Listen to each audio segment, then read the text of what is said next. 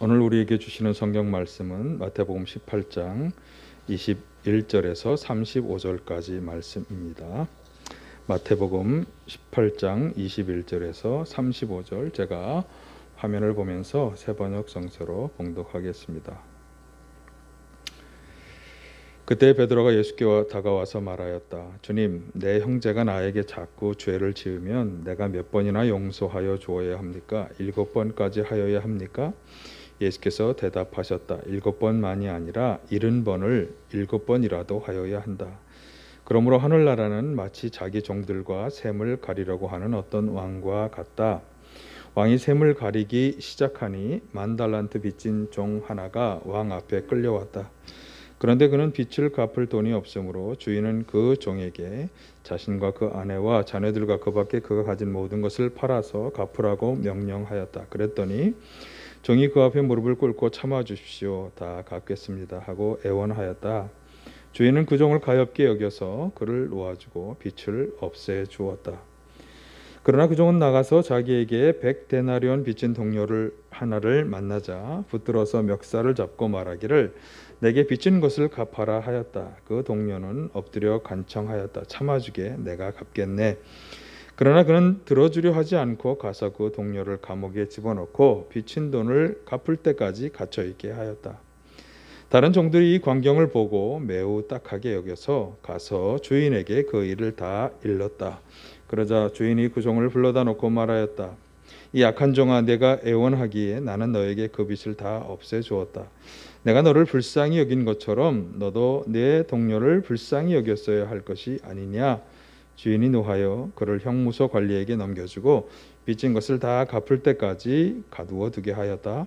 너희가 각각 진심으로 자기 형제 자매를 용서해 주지 않으면 나의 하늘 아버지께서도 너희에게 그와 같이 하실 것이다.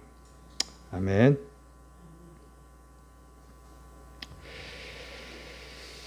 오늘도 주님의 은혜와 평강이 함께 하시기를 간절히 축원합니다. 지난주에 우리는 지금의 시대가 어떤 때인지를 잘 분별해서 때에 알맞은, 때에 합당한 그리스도인의 삶을 살아야 할 것을 생각해 보았는데요. 지금은 우리가 코로나19의 시대를 살아가고 있습니다. 그래서 이런 시대에 우리 그리스도인들에게 요청되는 것은 잠자는 것과 같은 상태에서 먼저 깨어나야 한다고 말씀을 드렸는데, 그것은 바로 육신의 일들을 내가 거기에 참여하고 있다는 것을 깨닫고 거기로부터 벗어나는 것이었어요. 그리고 예수 그리스도로 옷을 입어야 하는 것이었죠. 그 옷은 어떤 옷이냐? 바로 그분이 우리에게 보여주신 희생의 사랑, 십자가에서 우리의 구원을 위해 달려 죽으신 그 희생의 사랑, 그 사랑을 본받아 살아가는 것, 그것이 그리스도로 옷 입는 것이었습니다. 오늘 본문을 통해서 우리가 보게 되는 것도 바로 이 사랑에 관한 또 다른 교훈이 되겠는데요. 특별히 예수님께서 산상수훈에서 하신 말씀, 원수를 사랑하라 하는 것과 연관되는 말씀이 되겠어요. 마태복음 5장 43, 44절에서 이렇게 말씀하셨죠. 내 이웃을 사랑하고 내 원수를 미워하여라 라고 말한 것을 너희가 들었다. 그러나 나는 너희에게 말한다. 너희 원수를 사랑하고 너희를 박해하는 사람을 위하여 기도하여라. 그러니까 세상의 사람들은 이웃을 사랑하고 이웃과 함께 잘 살아가야 한다고는 생각하지만 원수는 미워해도 된다고 생각하는 거죠. 그러나 하늘나라에서 요구되는 것은, 이 산상수훈은 바로 하늘나라에서 우리에게 요청되는 것에 대한 설교 말씀이라 그랬으니까, 하나님께서 원하시는 하늘나라에 들어가는 사람이 살아가야 할 것은 어떤 거냐? 원수를 사랑하고 박해하는 사람을 미워하는 것 대신에 그를 위해서 기도해 줄 수 있는 사람이 되어야 된다고 하는 말이죠. 자, 우리가 예수님처럼 사랑의 옷을 입어야 하는데, 그런데 그 사랑 가운데서도 이 원수 사랑, 원수를 사랑하는 것, 이것은 어떻게 해야 하는 것일까? 자, 오늘 본문의 말씀을 통해서 바로 이 점을 함께 생각해 보도록 하겠습니다. 자, 먼저 21절을 같이 한번 보시겠습니다. 그때 베드로가 예수께 다가와서 말하였다. 주님, 내 형제가 나에게 자꾸 죄를 지으면 내가 몇 번이나 용서하여 주어야 합니까? 7번까지 하여야 합니까? 네. 여기서 형제란 아무래도 이제 같은 신앙 공동체 안에 있는 형제 자매들을 말하는 것이겠죠. 먼저 그 사람 중에 한 사람이 만약 자기에게 죄를 지을 경우에 어떻게 해야 하는가라고 하는 질문이 되겠어요. 여기에 대해서 예수님의 대답은 자 22절을 보시면 7번만이 아니라 7번을 70번을 7번이라도 하여야 한다. 이 말씀은 7번 곱하기 70, 70번까지 정도는 해야 한다는 말이라기보다는 아무래도 계속해서 횟수에 제한 없이 해야 할 것을 말씀하는 거죠. 무엇을 하라는 거죠? 용서하라고 하는 것이죠. 나에게 죄를 짓고 내 감정을 건드리고 미움과 원망이 되는 사람, 나에게 분노를 일으키고 화를 내게 만드는 이 원수와 같은 사람에 대해서 기본적으로 우리 그리스도인들이 가져야 할 태도는 뭐냐? 용서다라고 하는 것입니다. 제자들도 바로 그것을 알고 있기 때문에 그럼 도대체 몇 번을 용서해야 하는가 그렇게 질문한 거죠. 그래서 우리가 이 말씀에서 분명히 알아야 하는 것은 우리 자신에게 죄를 짓는 원수와 같이 된 사람들에 대해서 우리 그리스도인들이 해야 하는 원칙은 뭐냐? 원수 갚는 것 대신에 용서하는 것이다. 제자들은 이 용서를 몇 번이나 해야 하느냐 이렇게 질문한 것이겠어요. 아마도 베드로가 7번 정도 하면 됩니까? 이것은 그 당시 사람들이 생각할 수 있는 최선의 용서, 아마 그것을 의미하는 거라고 생각이 되는데요. 그러나 예수님은 아니야, 7번을 70번까지라도 해야 한다. 그러니까 70번을 7번이라도 해야 한다. 용서에 제한이 없어야 할 것을 말씀하는 것입니다. 아마 우리가 그래 한번 7번을 70번 한번 해보자 그리고 횟수를 이렇게 헤아리다 보면 제한 없는 용서를 할 수 있게 되겠죠. 자, 18절 말씀은 우리가 이렇게 해야 하는 이유를 아주 분명히 말씀해 주는 구절인데요. 자, 18절을 보실까요? 내가 진정으로 너에게 말한다.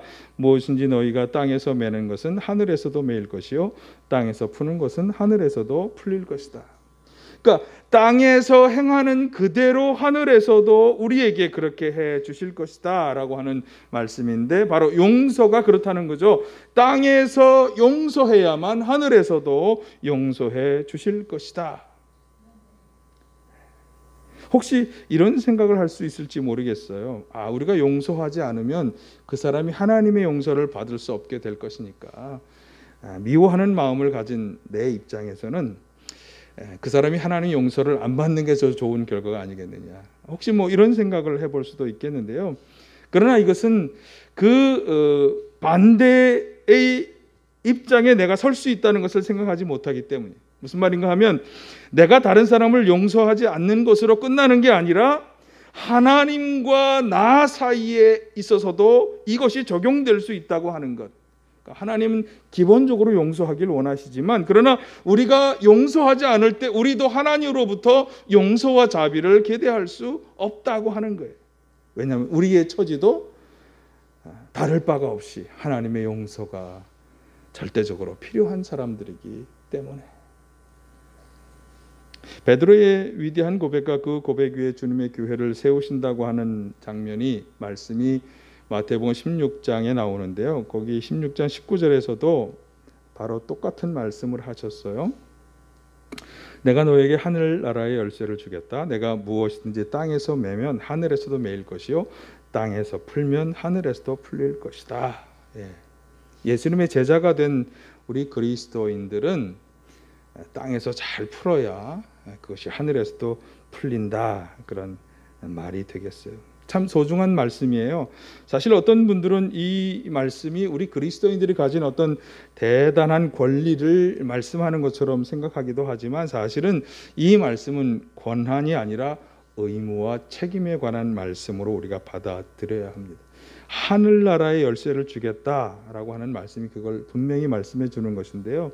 우리는 다른 사람들로 하여금 하늘나라에 들어갈 수도 있게 하고 들어가지 못하게 할 수도 있다고 하는 것을 우리가 알아야 하죠. 그런 열쇠를 받은 거예요. 아주 무거운 책임 의식을 가질 수밖에 없는 그런 말씀. 그래서 우리가 오늘 본문에서 무엇보다 분명히 알아야 하는 것은 하나님께서 우리에게 요청하는 것은 무엇이다?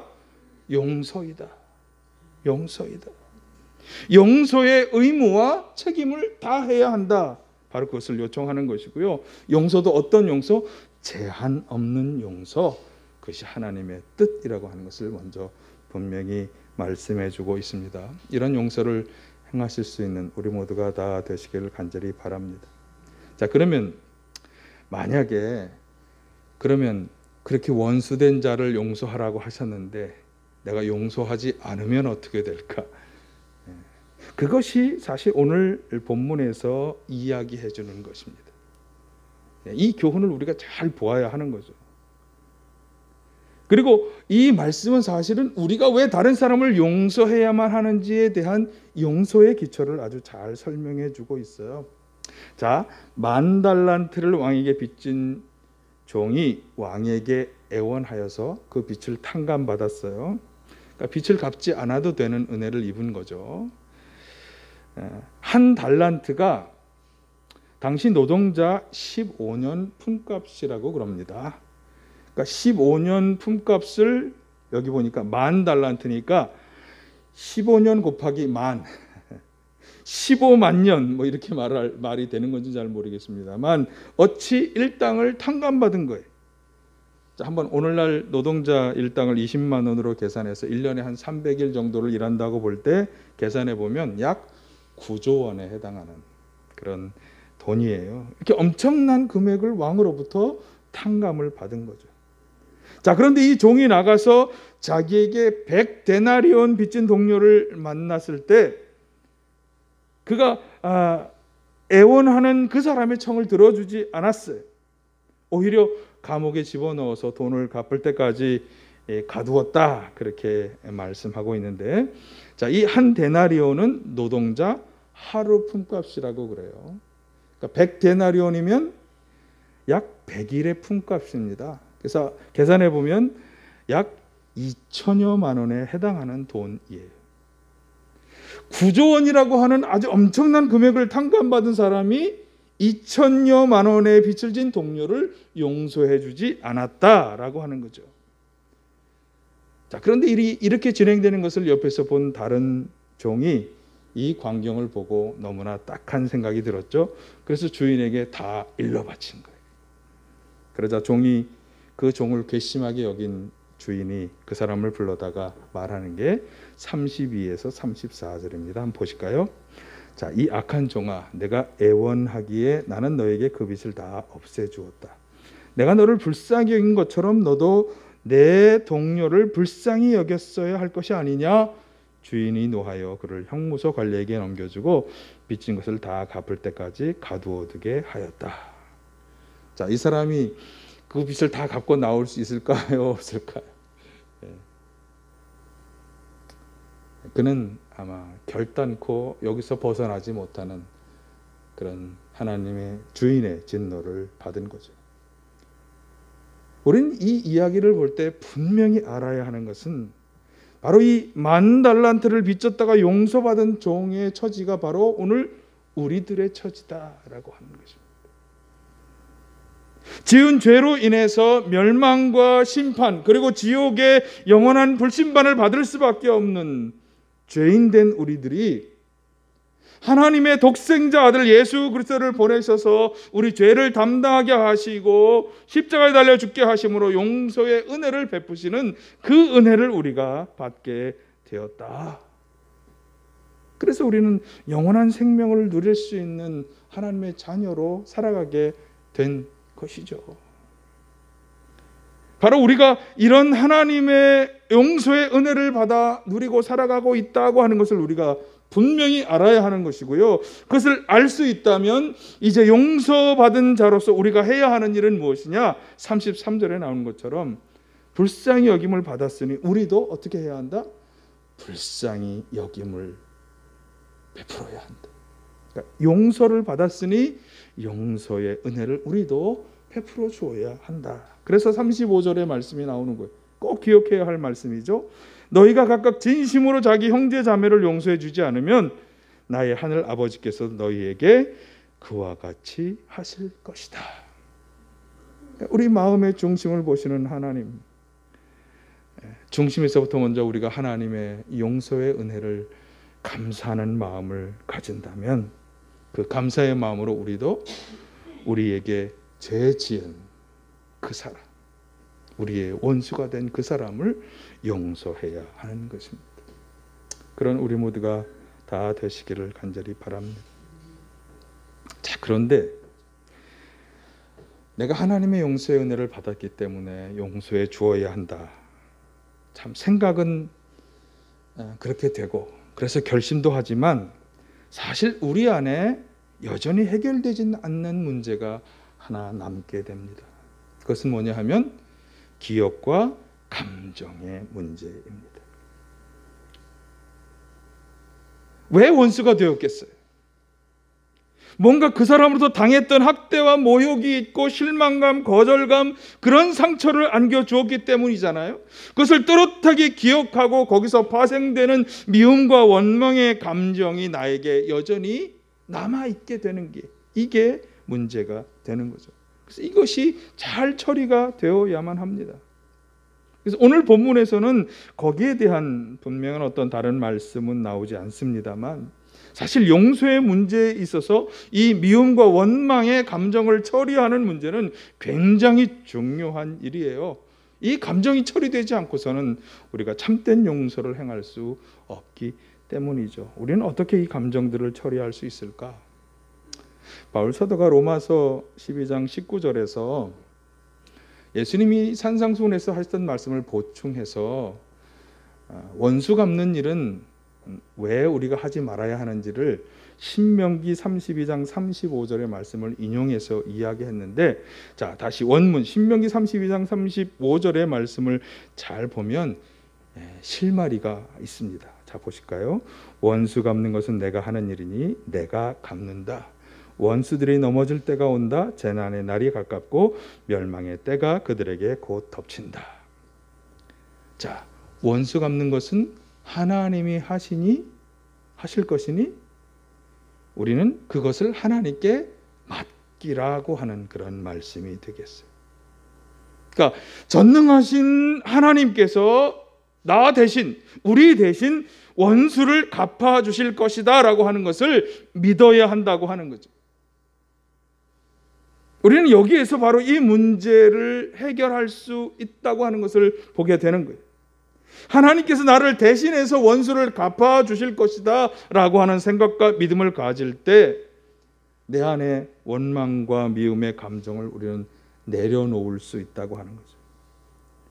그러니까 하나님이 그를 어떻게 처리하실까? 어떻게 내 원수를 갚을까? 이것을 눈여겨볼 것이 아니라 온전히 그 일의 처리를 하나님께 맡겨드리는 것, 이것이 요청되는 것이에요. 사실 이것은요, 하나님에 대한 신뢰와 직결되는 문제예요. 예수님의 말씀을 기억하세요. 너희는 마음에 근심하지 말고 하나님을 믿고 또 나를 믿어라. 요한복음 14장 1절에서 예수님 말씀하셨죠. 그러니까 어떻게 하나님이 저 사람의 행하실 것인가 염려하며 그 사람을 지켜보고 눈여겨보는 것은 사실 우리가 하나님을 온전히 신뢰하지 못하기 때문이라고 하는 거예요. 예수님이 지금 말씀하시는 것처럼 하나님을 믿고 예수님을 믿는 마음으로 그 모든 것을 다 그분께 맡겨드려야 한다고 하는 거죠. 자, 여기에서 아주 중요한 한 가지 믿음이 필요한데요. 자, 이런 믿음을 가져야 하는 거예요. 어떤 믿음?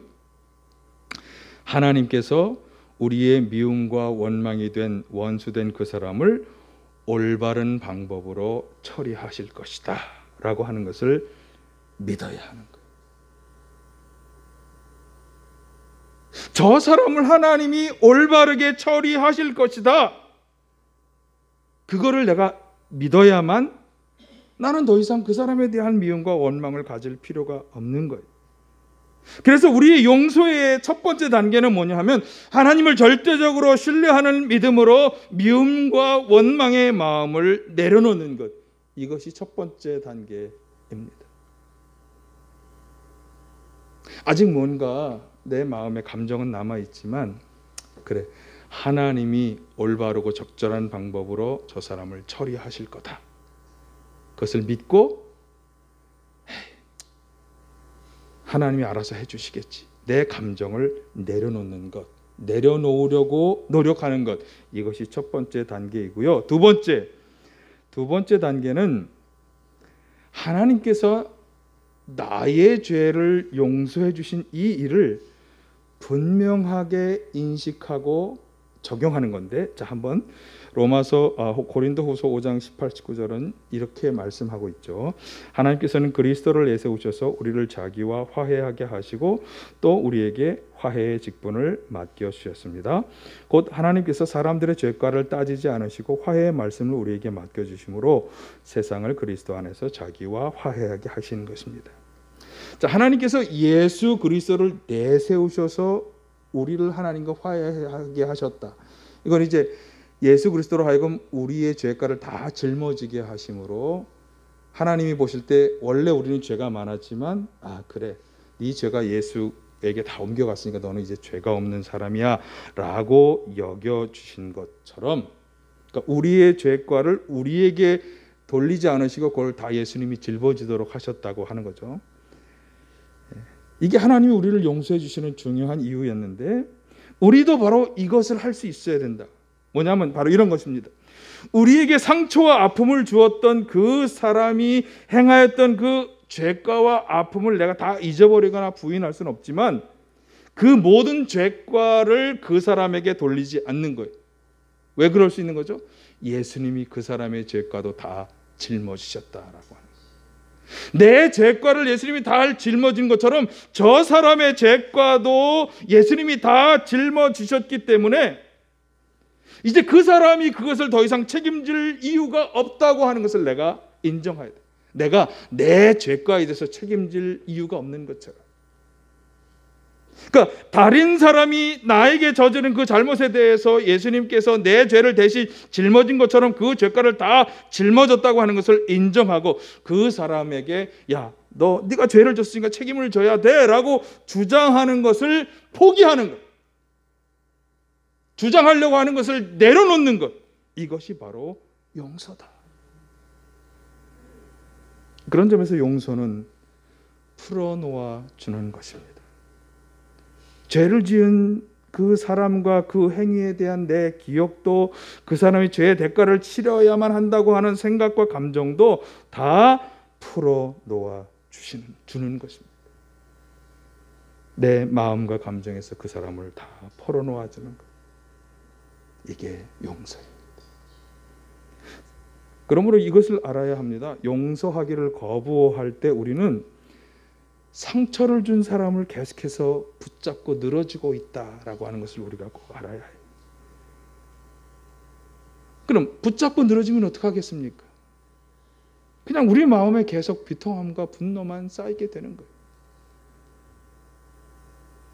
그러나 사실은 예수님께서 내 죄를 짊어진 것처럼 그 사람의 죄도 짊어지셨기 때문에 사실 그 사람은 더 이상 정죄받을 이유가 없는 거예요. 그러니까 그 사람을 정죄하지 않고 풀어놓아 주기로 선택하는 것, 이게 바로 용서의 마지막 단계가 되는 것입니다.